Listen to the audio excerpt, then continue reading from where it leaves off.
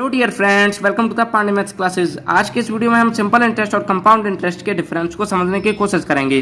तो चलिए अब हम अपने इस टॉपिक को स्टार्ट करते हैं। उससे पहले आप हमारी वीडियो को लाइक कर दीजिए।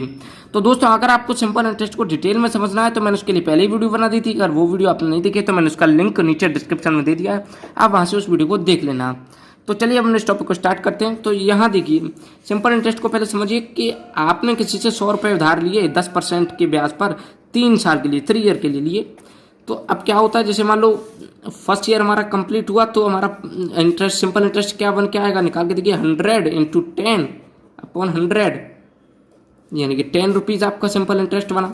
अब सेकेंड ईयर में कैसे बनेगा interest, 100 into 10 upon 100, second year में भी 10 रुपीज़ का इंटरेस्ट बना।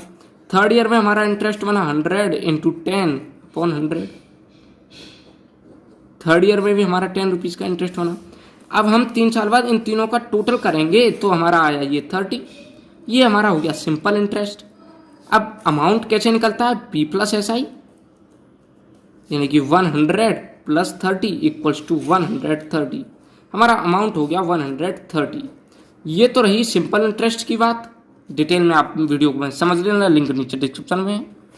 आप कंपाउंड इंटरेस्ट को समझने की कोशिश कीजिए कि हमारे पास वही प्रिंसिपल 100 है, रेट भी 10% है, टाइम भी 3 ईयर है।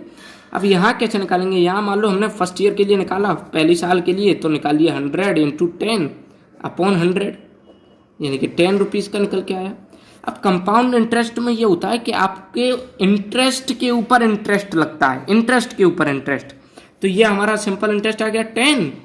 तो अब अगर हम पहले साल का अमाउंट निकालेंगे तो हमारा बन गया 100 प्लस 10 इक्वल्स टू 110।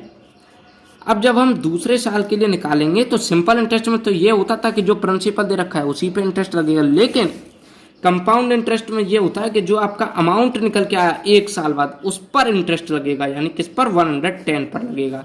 तो निकालिए 110 इंटू 10 अपॉन 100 इक्वल्स टू 11।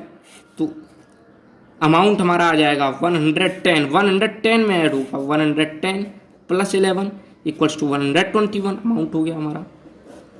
अब थर्ड ईयर के लिए निकालेंगे, तीसरे साल के लिए, तो अब क्या होगा, जो अमाउंट हमारा दूसरे साल तक का निकल के आया 121, इसमें होगा, इसमें इंटरेस्ट लगेगा, यानी कि 121 इंटू 10 अपॉन 100, ये इससे कटेगा, यानी कि 12.1।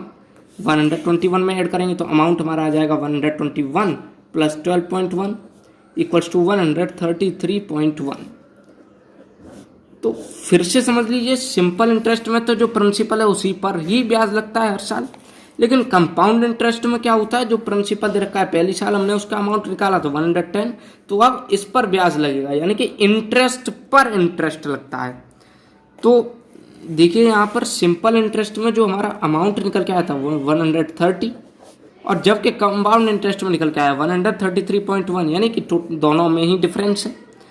तो फ़ायदा ये होता है कि अगर कोई कंपाउंड इंटरेस्ट पर किसी को रुपए उधार देता है तो उसे फ़ायदा ये हो जाता है कि उसे पैसे ज़्यादा मिल जाते हैं। तो यहाँ इस केस में देखें तो इसे 3 रुपये 1 पैसा ज़्यादा मिल गया, इसलिए कुछ लोग कंपाउंड इंटरेस्ट पर भी ब्याज देते हैं। और अगर आप बैंक में अपनी सेविंग्स को इन्वेस्ट करते हैं, उसमें भी अगर आप कंपाउंड इंटरेस्ट पर इन्वेस्ट करते हैं तो लॉन्ग टर्म के लिए इन्वेस्ट करते हैं तो आपको फ़ायदा मिलता है।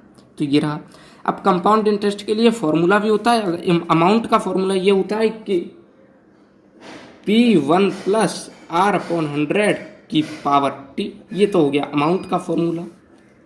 अब कंपाउंड इंटरेस्ट का कैसे निकलेगा, अमाउंट का फॉर्मूला होता है P प्लस सी आई, तो सी आई बराबर हो गया हमारा अमाउंट माइनस P, यानी कि अब हम सीधा डायरेक्ट लिख देते हैं सी आई बराबर P1 प्लस R अपॉन 100 की पावर T माइनस 1। ये हमारा हो गया कंपाउंड इंटरेस्ट का फॉर्मूला। आई होप ये कॉन्सेप्ट आपको समझ में आया होगा। ये वीडियो आपको कैसी लगी मुझे कमेंट बॉक्स में जरूर बताइए, और अगर आप हमारे चैनल को पहली बार देख रहे हैं तो हमारे चैनल को सब्सक्राइब कीजिए, बेल आइकन प्रेस कीजिए ताकि हमारी लेटेस्ट वीडियो की नोटिफिकेशन आप तक पहुंचे सबसे पहले। तो आज के लिए बस इतना ही, मिलते हैं पार्ट 2 में क्वेश्चंस के साथ। जय हिंद, जय भारत।